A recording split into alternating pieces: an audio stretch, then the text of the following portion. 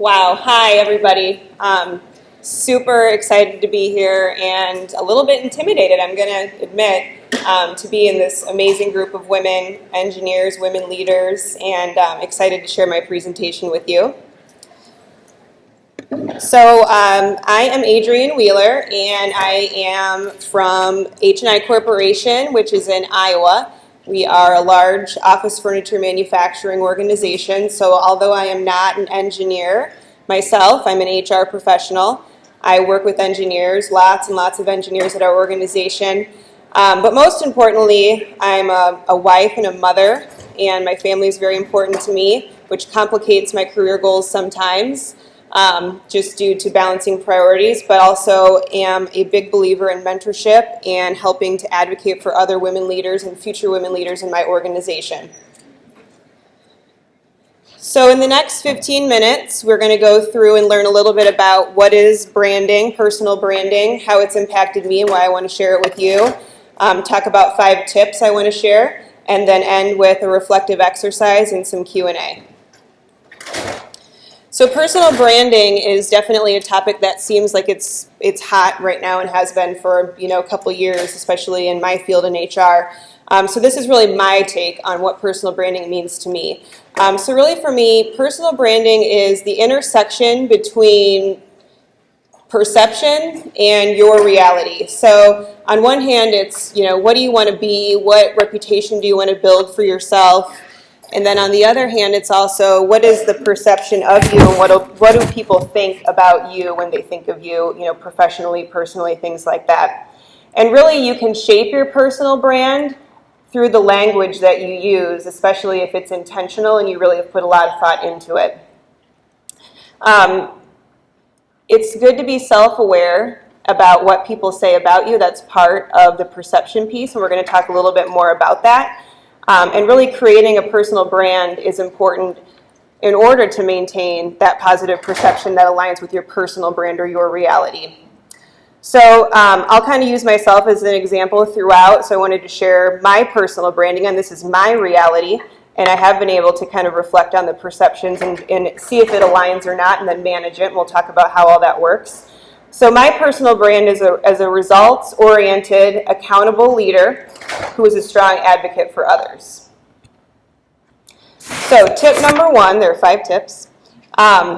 Word choice is critical. So language is really powerful. I think we all know that.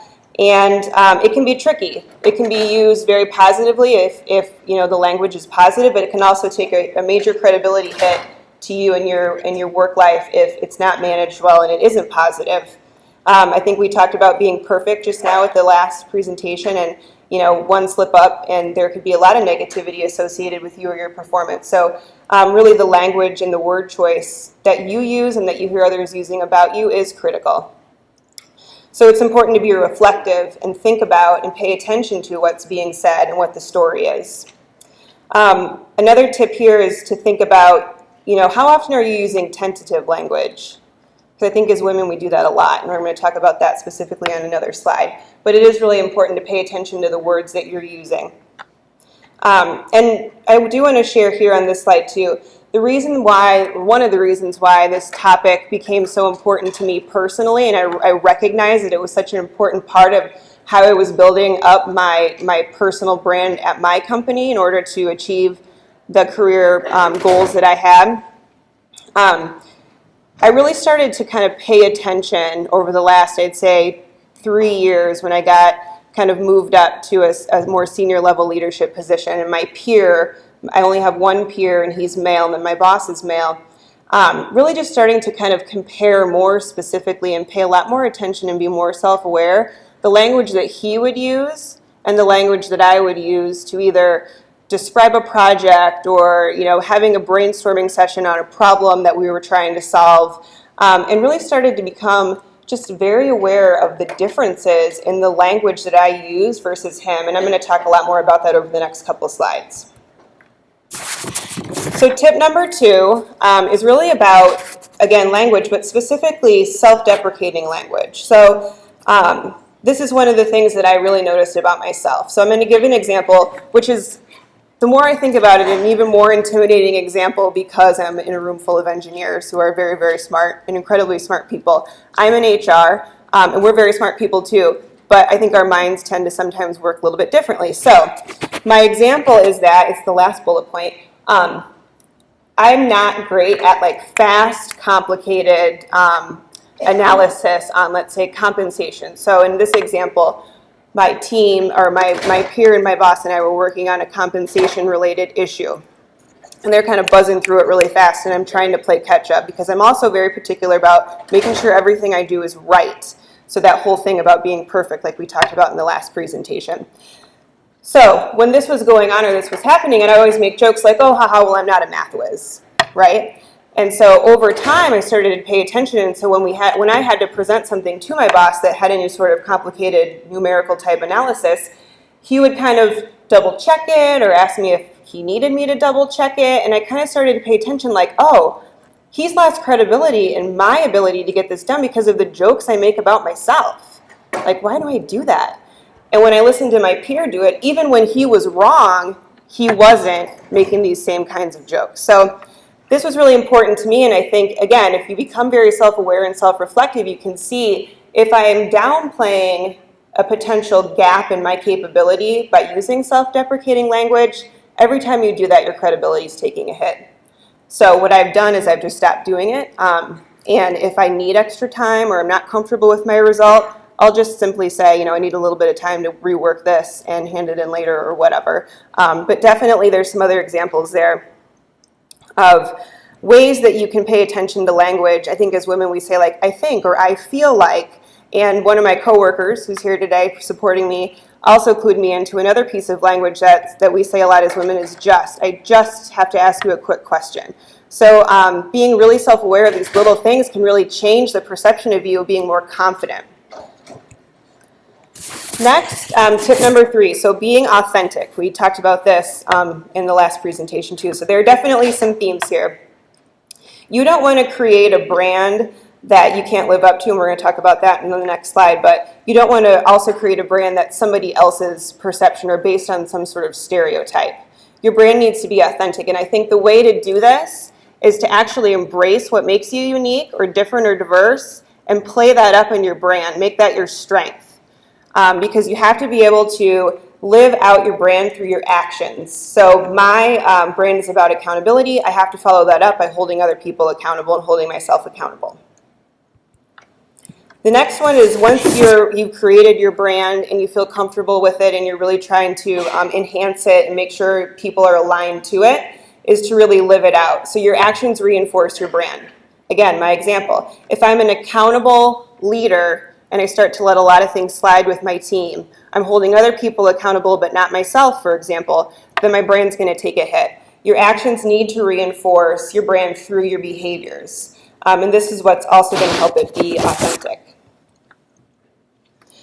So the last tip I have before we do a quick exercise is managing perceptions of others by clarifying word choice. So here's another, what I think is a really good example. If you don't like the story that's being told about you, you can change it by redirecting. So I think a lot of people in the room probably have been through a similar situation as I have, where you are a direct communicator and you get labeled as aggressive, right? I see a lot of shaking heads. So that happened to me early on in my career. Especially in manufacturing, I'm a minority in my company, right? Because it's a very male-dominated industry, and our company reflects that.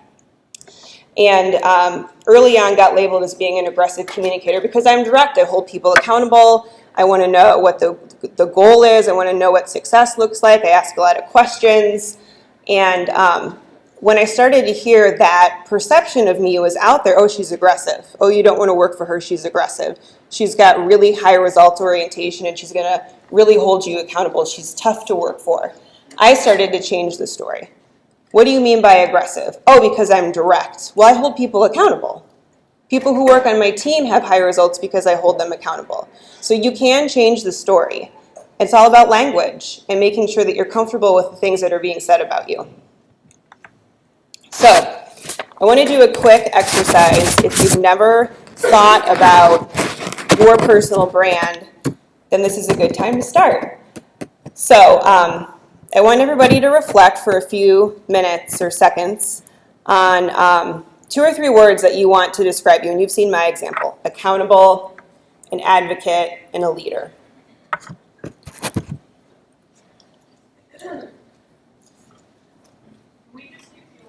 Sure. It's good, right? Okay, so now that you have a couple of words, think about what behaviors you can have or do that would reflect those words. So in my example, for being an advocate, I really try to give opportunities to my direct reports as often as I can.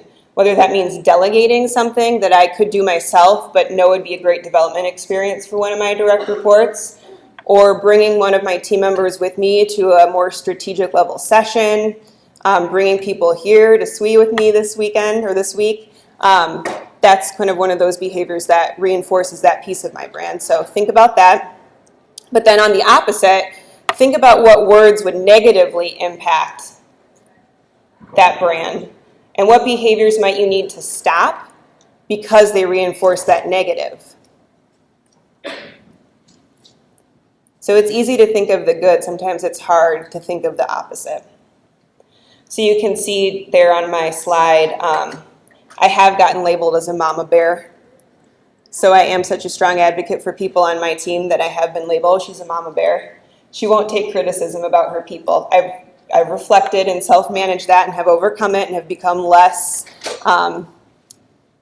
what's the word I want to use? I've toned it down in terms of when people come to me and say, I need to give you feedback about so-and-so. I accept it, listen to it. Now, whether or not I do anything about it is my choice, but, you take the feedback, you reflect, you incorporate those changes, and you kind of move on. And that's really part of it. So in closing, before we get into questions, really just wanted to kind of tie the messages together. So creating a brand is the first step. What do you want to be? What do you want to be known for? But you also have to pay attention to the perceptions that are out there about you. And what do you need to work on in terms of changing that perception? Language, and the language we use to talk about ourselves really builds that confidence and credibility in others of us. So really pay attention and start to really become self-aware. What am I saying about myself? What are others saying about me? And how can I change the language? The self-deprecating language, am I doing that? Should I be doing that? What is it? How is it impacting me and the brand that I'm trying to create? What do others think? And am I aligned to that? Do I like the story that's being told? With that, questions? Thank you.